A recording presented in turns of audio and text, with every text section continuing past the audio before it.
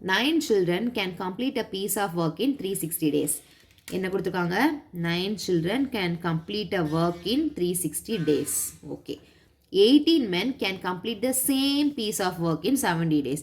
18 men அதே ஒர்க்கை 72 டேஸில் முடிச்சுட்றாங்க. And 12 women can complete it in 162 days. In how many days can 4 men, 12 women, 10 children can together complete the piece of work?